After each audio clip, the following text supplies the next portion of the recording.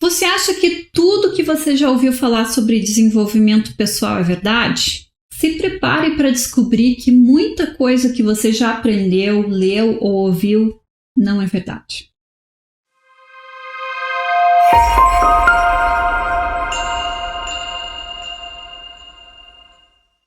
Nesse vídeo, a gente vai conversar sobre alguns dos mitos mais ferrenhos que sobrevivem na área de autoajuda, mas que ao invés de ajudar, eles só atrapalham. Você já ouviu ou leu num livro que você tem que colocar a raiva para fora, descarregar tudo para você se desestressar? Ou quando você conseguir fazer algo que planejou, como ir para a academia, você deu uma recompensa e você vai aumentar a sua motivação para fazer aquilo de novo no futuro. E essa aqui então, visualize as suas metas, imagine-se já tendo realizado aquilo e você materializará esses sonhos na sua vida. Esses são alguns exemplos de mitos que se espalham como fogo em palha, mas a verdade é que eles não são suportados por evidências científicas. E em muitos casos, estudos descobriram que os resultados são o contrário do prometido. Visualize seus sonhos e eles eventualmente se tornarão realidade. Esse mito é antigo, mas foi popularizado pelo filme e livro O Segredo. O que faz esse mito ser tão persistente é que ele tem um fundo de verdade. A gente materializa na nossa vida aquilo que a gente se concentra mais, isso é verdade. O que não é verdade é que se você fizer uma meditaçãozinha de 5 minutos todo dia, pensando no carro novo que você quer, se imaginar dirigindo ele, imaginar a cor, tudo muito vividamente, o carro eventualmente vai se materializar na sua vida de uma forma ou de outra. Ou você vai conseguir ganhar dinheiro suficiente para comprar ele, ou você vai ganhar o carro, enfim. Esse mito ele se foca muito no resultado, sem qualquer preocupação com o caminho para chegar lá. A ideia por trás dele é que se você pensar muito numa coisa, o universo vai conspirar para te dar aquilo. Isso não quer dizer que visualização em si não é eficaz. Visualização é uma técnica muito usada no esporte. Músicos também usam visualização para aprender e memorizar músicas. Agora, esse tipo de visualização é diferente do que é proposto por livros como O Segredo. Qual que é o problema com esse mito? Tem 3 problemas muito sérios. Um deles é que esse mito estimula a pessoa a só pensar nas coisas que ela quer, geralmente coisas materiais. O filme e livro Segredo são fortemente focados na obtenção de dinheiro e coisas materiais. E o foco na obtenção de coisas, sejam materiais ou não, coloca uma ênfase muito grande no próprio egoísmo da pessoa. Então, mesmo que ela queira uma coisa não material, como amor, digamos, o foco é nos caprichos egocêntricos dela, como um parceiro ou parceira perfeita, uma festa de casamento de conto de fada, enfim, a pessoa fica só olhando para o umbigo dela, pensando em todas as coisas que ela quer, como uma criança que faz uma lista de presente de Natal para o Papai Noel. A pessoa perde o foco ou nem sequer se atenta para coisas como gratidão, fazer algo pelos outros ou ter um propósito de vida mais assistencial, mais voltado para ajudar os outros do que ela conseguir as coisas para ela e para os entes queridos dela. É um mito que estimula o que há de pior em nós, que é o nosso egoísmo. A gente pensar demais nas coisas que a gente quer para fazer a nossa vida melhor. Outro problema com essa abordagem é que ela separa a meta do caminho para chegar lá e estimula a pessoa a ficar passiva sem fazer nada, só tocando a vida enquanto ela espera o sonho dela se materializar, o que obviamente não acontece. Sem qualquer ação para estratégias ou planos para a pessoa conseguir aquilo, é muito difícil as coisas simplesmente se materializarem na sua vida. A ideia que está por trás desse mito é que você não precisa pensar em planos ou como que você vai conseguir o que você quer. Que se você visualizar muito ferventemente uma coisa, o seu cérebro vai descobrir o caminho sozinho e o universo vai conspirar para te dar aquilo. E esse ponto de vista ignora todo o esforço e trabalho que a pessoa realmente precisa fazer para materializar sonhos e atingir metas. E ainda tem outro problema com essa ideia de visualização. O cérebro ele não é muito bom em distinguir realidade de fantasia. Tem gente que tem uma imaginação muito vívida e é capaz de visualizar cenas complexas e ter todo um enredo ali fantasioso. Para o cérebro, essas cenas aconteceram de verdade, principalmente se a pessoa tem processos emocionais envolvidos com a imaginação dela. Ou seja, se ela sente o que ela está sentindo na fantasia. Agora, a motivação ela é uma energia, ela é um impulso para a gente resolver problemas, para a gente conseguir aquilo que a gente quer, que a gente ainda não tem. Ela é abastecida pela vontade de ser, de ter, de fazer alguma coisa. Mas se a gente se imagina já tendo aquilo, o cérebro vai pensar que, tá tudo bem, eu já conquistei aquilo, não preciso mais de motivação. Então, a pessoa que fantasia com o que ela quer, ela tá dando um tiro no próprio pé, ela tá enganando o cérebro dela, fingindo que aquela condição já foi conquistada, que ela já tem aquilo.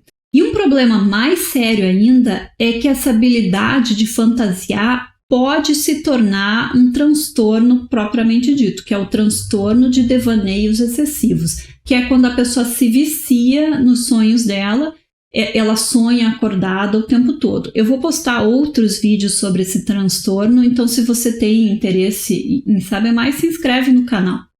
Se você estiver com raiva, coloca para fora. Esse é um mito que é persistente porque ele parece ter lógica, não é mesmo? Se a gente ingere um alimento que é tóxico, o que o corpo faz? Ele bota para fora. Então, seguindo a lógica de que a gente tem que pôr para fora o que é ruim, o que é tóxico, a ideia de botar a raiva para fora, batendo num travesseiro, gritando, por exemplo, ajuda a aliviar aquela tensão. Tem livros, inclusive, que indicam que se você está com raiva de alguém, que você imagine o rosto da pessoa no travesseiro e esmurre o travesseiro. Mas estudo atrás de estudo já vem concluindo que não é bem assim. E esses estudos já vêm se acumulando há mais de 30 anos, então não é algo novo que surgiu agora.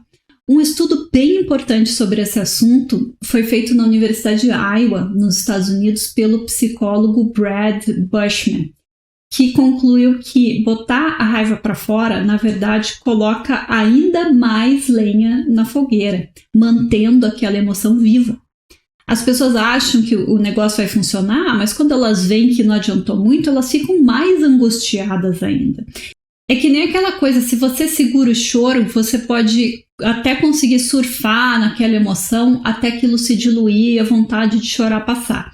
Mas se você se permite derrubar uma lágrima, é como uma represa que estoura. Você começa a chorar descontroladamente e passa a ter dificuldade para conseguir controlar o fluxo daquelas emoções e continua chorando até aquilo se dissipar. Com outras emoções é a mesma coisa, principalmente com algo tão forte quanto a raiva. Se você se permite colocar aquilo para fora, você não vai se acalmar tão cedo. Outro problema de botar a raiva para fora é que esse movimento desencadeia uma série de reações físicas que podem ser muito perigosas, como elevação dos batimentos cardíacos, elevação da pressão arterial, tensão muscular. Então, se a pessoa tem uma condição de saúde mais séria, já existente, ela pode até mesmo ter um evento cardíaco ou acidente vascular nesse estado de extrema tensão em que ela se colocou. Esse tipo de estratégia acaba tendo um efeito inverso na vida da pessoa. Ela pode até conseguir algumas vezes dissipar a raiva colocando para fora, mas os efeitos no longo prazo disso não são nada bons. Tem estudos que mostram que a pessoa que faz isso com muita frequência, tem o hábito de sempre se exaltar e colocar a raiva para fora, ela pode desenvolver doenças coronárias com o tempo. Esse hábito de colocar para fora pode também resultar em conflitos com outras pessoas, porque nem sempre a pessoa está sozinha na hora que ela resolve colocar para fora. Se tem familiares ou amigos que constantemente têm que lidar com o indivíduo que gosta muito de exercitar, colocar a raiva para fora, isso eventualmente começa a afetar a qualidade desses relacionamentos, mesmo que o alvo desses episódios de raiva não sejam eles. Esse hábito deixa a pessoa muito à flor da pele. Ela começa a se deixar afetar emocionalmente muito mais do que antes. A melhor solução para dissipar a raiva é desfocar a atenção e fazer alguma coisa que seja incompatível com aquele estado de espírito, como entrar no YouTube e ver vídeo de gatos e cachorros, ou ver vídeos engraçados, assistir uma comédia, ler um livro. Muitos especialistas também recomendam simplesmente conversar com alguém. Ao invés de botar para fora com agressividade, bota para fora em palavras, conta o caso para outra pessoa. Mas acima de tudo, se a pessoa tem muitos episódios de raiva em que ela tem vontade de explodir e sair quebrando tudo, o ideal é que nos momentos em que ela está bem, ela comece a refletir sobre as suas próprias reações e trabalhe nesse traço que ela tem, porque o objetivo deve ser não chegar nesse ponto em que ela sente tanta raiva que ela precisa fazer alguma coisa a respeito. O ideal é a pessoa se reeducar para ela não chegar nesse ponto. Isso é uma questão de inteligência emocional. Use afirmações positivas para aumentar a sua autoestima. Afirmações positivas é um dos mitos mais antigos da autoajuda. Isso vem lá da hipnose, dos conceitos de que você pode usar auto-hipnose para se convencer de que algo é verdade. A auto-hipnose realmente funciona, mas ela geralmente funciona sorrateiramente, fora do seu alcance consciente. Mas as coisas não são tão simples assim. Se você se olhar no espelho e repetir 10 vezes que você tem valor, que você é muito bom nisso, naquilo, etc., isso não tem efeito nenhum, porque você sabe que é mentira. Ou pode até ser verdade, você pode saber que você é uma pessoa com valor. Mas se você tem uma baixa autoestima, apesar de saber conscientemente que você tem valor, seu subconsciente não vê evidências disso no seu dia a dia. Isso pode acontecer por uma série de razões. Então, por mais que seja realmente verdade, você tem valor como pessoa. Se na realidade você se sente desvalorizado, não é repetir na frente do espelho que você é uma pessoa de valor 1000 vezes que vai mudar o seu processo inconsciente que está alimentando essa baixa autoestima. Em outros casos, você pode até ter passado por um processo inconsciente de auto-hipnose que cravou uma ideia muito fundo na sua mente, e mesmo que ela não seja verdadeira, querer consertar com afirmações positivas também não adianta. Então, quando você repete afirmações numa tentativa de mudar uma crença íntima sobre si mesmo, aquilo bate um muro de concreto. A autoestima ela é baseada em 2 fatores básicos. Primeiro, o senso que a gente tem de quão valioso nós somos e a nossa capacidade de atrairmos o amor e o apreço dos outros. E segundo, o nosso senso de competência dentro das coisas que a gente faz. É o que a gente chama de autoeficácia. Esses 2 fatores, eles são construídos através das evidências que a gente coleta ao longo da vida sobre quem nós somos. Nós não conseguimos construir uma identidade independente, como a autoajuda insiste em dizer. Aquela coisa de sermos autênticos e originais e não nos importarmos com o que os outros pensam, etc. Nós não vivemos sozinhos numa ilha deserta. A opinião dos outros importa, não tem como fingir que isso não importa.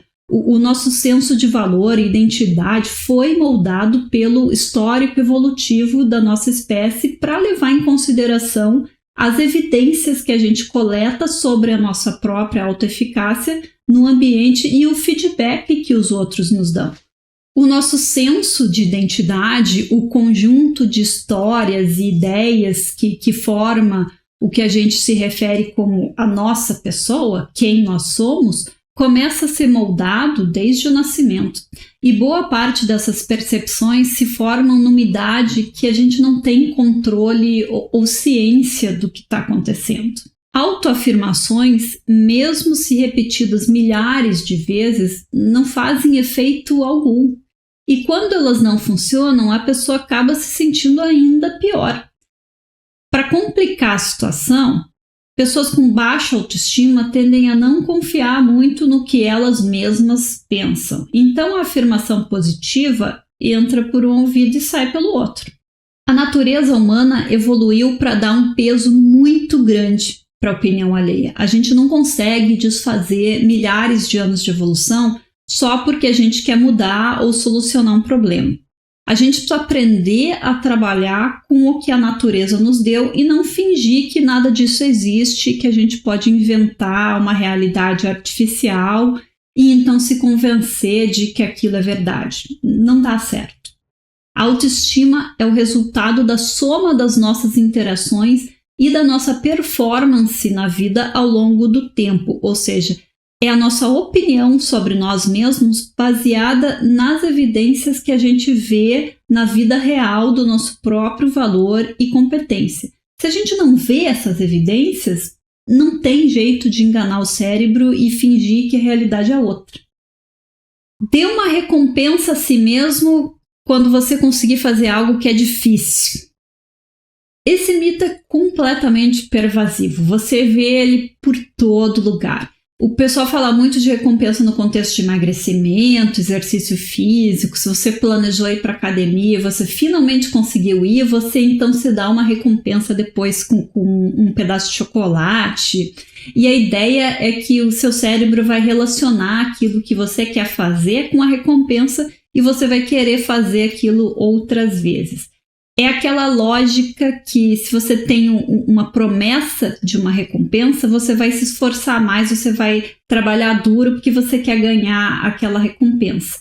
É mais um daqueles mitos que tem lógica, que parece que está certo, que faz sentido, mas que bate de frente com a natureza humana, que muitas vezes não tem lógica e não faz sentido. O maior problema com o uso de recompensas, seja para motivar você mesmo, seja para motivar os outros como funcionários de uma empresa, é que recompensa é um fator extrínseco, ou seja, o fator motivador está vindo de fora da pessoa. O mesmo é válido se, ao invés de recompensa, a gente está lidando com punição. Se você não fizer isso, vai ter essa penalidade. O contraste é a motivação interna, ou intrínseca, que é o desejo de fazer uma atividade por ela mesma. Ou seja, a pessoa vai para a academia porque ela gosta de fazer exercício, ao invés de ir porque ela se prometeu um pedaço de chocolate quando voltar para casa. Até mesmo a motivação de ir para a academia para perder peso é extrínseca, e esse é um dos motivos pelos quais é tão difícil de manter um hábito como esse. A pessoa quer perder peso para quê? Geralmente porque ela se preocupa com a aparência dela, porque ela quer ser mais apreciada pelos outros. Então a motivação é extrínseca, está fora dela. Mesmo quando a pessoa tem um motivo de saúde para perder peso, ainda assim é extrínseco, porque aquilo é como se fosse uma obrigação, é como se aquele colesterol, aquele risco de doença coronária não fosse parte dela. É uma coisa que está entrando na vida dela e está forçando ela a mudar os hábitos e começar a ter que fazer exercício físico e dieta. Agora, eu entendo que é realmente muito difícil você restringir a sua vida e só fazer as coisas que você genuinamente gosta de fazer e evitar tudo que está conectado com motivações extrínsecas. A gente nem deve tentar fazer isso, né? A vida seria um caos. Mas o importante aqui é que a gente entenda o quão nocivo pode ser o uso propriamente dito de recompensas para nos motivar a fazer coisas que a gente acha difícil de fazer. Diversos estudos já mostraram que o uso de motivação extrínseca enfraquece a motivação intrínseca, até mesmo quando inicialmente havia um pouquinho de motivação intrínseca ali. A motivação extrínseca corrompe a motivação intrínseca. Por exemplo, você gosta do seu trabalho, você faz com gosto, você acorda motivado todo dia, está sempre bem humorado, fazendo suas atividades. Aí um belo dia a empresa resolve criar um programa de incentivos e coloca algumas metas que os funcionários devem alcançar para conseguir ganhar aquelas recompensas. No início você fica eletrizado, você acha aquela ideia o máximo, você dá tudo de si para conseguir atingir aquelas metas e ganhar aquelas recompensas, mas em algum ponto desse caminho você começa a mudar os seus sentimentos com relação ao seu trabalho. As suas atividades passam a ser meros meios para você atingir aquelas metas e conseguir aquelas recompensas. Houve uma quebra do seu processo interno de motivação com a atividade do seu trabalho e de repente você acorda um belo dia e você não está com vontade de ir para o trabalho. Você vai de mau humor, faz as suas atividades com o mínimo de esforço possível, passa horas navegando na mídia social, no seu telefone, e no final das contas você está andando para aquelas metas e para aquelas recompensas. Você nem se importa mais. O que aconteceu é que o seu trabalho foi amarrado com a recompensa. Ele se tornou uma fonte para você conseguir aquela recompensa. Pode ser dinheiro, uma viagem, algo valioso. Agora, não importa o quão valiosa essa recompensa seja, a hora que você conectou o seu trabalho com ela, você mudou o foco da motivação de algo que era intrínseco para algo extrínseco, uma recompensa que está fora de você. Essas situações acontecem o tempo todo. O que a gente mais tem na vida é promessa de recompensa se a gente fizer isso ou aquilo.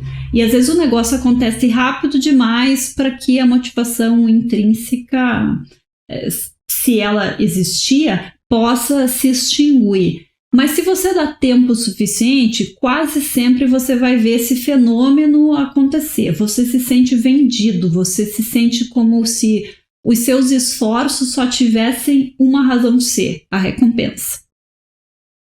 E mesmo que num primeiro momento você tenha interesse na recompensa, se você der tempo suficiente, você começa a ter um processo interno de questionamento e até uma certa revolta contra aquela dinâmica. Tem vezes que você só perde a motivação depois que você consegue a recompensa. Então, digamos que nesse caso do trabalho, você gosta do seu trabalho, você faz tudo com gosto, daí aparece a promessa da recompensa, você trabalha duro, redobra os seus esforços e você consegue atingir as metas e ganha a recompensa. Daí, então, você perde a motivação para trabalhar. O trabalho que você achava tão legal, tão excitante, começa a ficar entediante, chato, você perde o interesse. E você pode se perguntar, mas Fran, isso não faz o menor sentido. Se eu gostava do trabalho antes, por que o fato de eu ter tido essa situação com incentivo, de repente acabou com toda a motivação que antes era intrínseca? O processo que ocorre é uma mudança da motivação que você tem para fazer aquele trabalho, de um motivo intrínseco para um motivo extrínseco. Há um desacoplamento entre o que você sente pela atividade e as tarefas que você tem que desempenhar no dia a dia. O trabalho passa a ser uma função de você fazer coisas para conseguir a recompensa no futuro. E quando você consegue a recompensa, ou mesmo quando aquela fase passa e você não consegue, digamos que a recompensa era um prêmio e outro funcionário ganhou, você sai do outro lado diferente de quando você entrou. E às vezes você não consegue mais encontrar aquela motivação que você tinha no começo. Isso é muito comum de ver em estudante. Tem aluno que adora certas matérias, eles gostam de buscar informações sobre aqueles assuntos, mas na escola eles não vão bem. E por que isso acontece? Quando você tem a dinâmica de prova, notas, do ter que passar, você está colocando uma motivação externa ali e você termina por esgotar a motivação interna que aquele estudante tem para aprender aquele material. Ele pode continuar tendo um gosto pelo assunto, mas o fato dele ser obrigado a fazer lição de casa, fazer trabalho, ter que estudar para a prova, ter que tirar uma nota boa para passar, isso desfoca a atenção dele e coloca coloca ele numa posição de ter que estudar e fazer as coisas para ganhar a recompensa da nota boa, ao invés de aprender porque ele gosta do assunto. É claro que dá para levar ambas as frentes simultaneamente, você pode continuar gostando do objeto de estudo e ainda assim se esforçar para conseguir a recompensa, e muitos estudantes fazem isso. Da mesma forma, você pode continuar gostando do seu trabalho e se motivar com os incentivos externos. Mas o ponto aqui é que existe o risco desse desacoplamento ocorrer e você acabar destruindo a motivação intrínseca, que é o melhor tipo de motivação se você quer resultados mais duradouros e um senso maior de bem-estar e satisfação com a sua vida. Mas por que esses mitos persistem? Vamos conversar um pouquinho sobre por que esses mitos existem e como pode eles persistirem por tanto tempo se eles não são verdadeiros. Tem um ditado que diz que uma mentira contada 1000 vezes se torna verdade. O que acontece com a maioria desses mitos é que as pessoas ouvem essas ideias e elas não sabem. Às vezes nem tem como saber se aquilo é verdade mesmo ou não. Em muitos casos essas ideias têm lógica, elas parecem fazer sentido, então elas acabam se espalhando. Não existe nenhuma polícia da autoajuda, nenhum órgão internacional de regulamentação do desenvolvimento pessoal, e nem deveria ter, porque a gente tem liberdade de expressão. As pessoas podem dizer o que elas quiserem, podem publicar livros falando o que elas pensam e cabe ao público consumidor dessas informações, ou seja, eu, você, todo mundo que lê, ouve e consome esse tipo de informação, de separar o joio do trigo e decidir o que nós vamos aceitar como verdade relativa, digamos assim, até que venha algum estudo ou evidência que mostre que aquilo não é bem assim. Em primeiro lugar, muitos desses mitos são bem antigos. Eles surgiram antes que a psicologia moderna pudesse estudar a veracidade deles. Tem alguns desses mitos que você pode até lembrar que seus pais ou avós já falavam essas coisas. E esses mitos culturais, eles são bem difíceis da gente conseguir tirar da cabeça das pessoas, porque é aquela coisa, você sempre ouviu falar que tal coisa é verdade ou funciona de uma determinada maneira. Então, quando alguém chega e te diz que isso é mito, a tendência é você reagir com ceticismo. Outro motivo é que tem muita gente na área de desenvolvimento pessoal e autoajuda que não tem nenhuma formação acadêmica ou expertise profissional para estar falando sobre essas coisas. E muitas dessas pessoas se tornam muito famosas e vendem muitos livros, e as ideias delas acabam se espalhando e influenciando novas gerações de influenciadores nessa área. Então, para a gente concluir esse vídeo, é importante ficar atento para coisas que a gente ouve falar ou ler sobre esses assuntos, como dicas e conselhos para a gente melhorar, seja a nossa produtividade ou a nossa autoestima, a nossa autoconfiança. Tem que ver se aquela ideia, aquele conceito é baseado em evidência científica, se existem controvérsias sobre aquele tópico, o que outras pessoas estão falando. Isso nem sempre é fácil, porque muitos desses mitos eles estão tão difundidos que praticamente todas as fontes populares e de fácil acesso, como sites que você acha no Google ou vídeos nas redes sociais, todos dizem a mesma coisa e essa coisa está errada ou ultrapassada em muitos casos. Se é algo que você realmente tem interesse em saber, às vezes vale a pena investir em livros escritos por profissionais da área, não por influenciadores ou personalidades da autoajuda. Se você tem acesso a bancos de dados de pesquisas científicas e tem interesse mais profundo, você pode ver o que a ciência já descobriu sobre aquele tópico. Enfim, existem formas de separar o joio do trigo, mas devido à proliferação descontrolada de informações que a gente tem hoje com o contexto da internet, isso não é fácil. O meu objetivo com esse vídeo não foi te desanimar, mas te alertar para essa realidade de que muito do que se vê por aí sobre esses tópicos de desenvolvimento pessoal, em geral, é puro mito e não funciona. Se você gostou desse vídeo, dê o seu joinha. Se eu puder te ajudar em mais alguma coisa, comenta aqui. Eu convido você a explorar o canal e se inscrever se você tem interesse nesses assuntos. Você também pode se inscrever por e-mail no site guiadavida.com.br para fazer parte da nossa comunidade, receber e-mails com artigos e notificações de novidades. Se você usa as redes sociais, você também pode seguir o perfil do Guia da Vida, os links estão na descrição. Eu agradeço muito você ter assistido esse vídeo e até a próxima.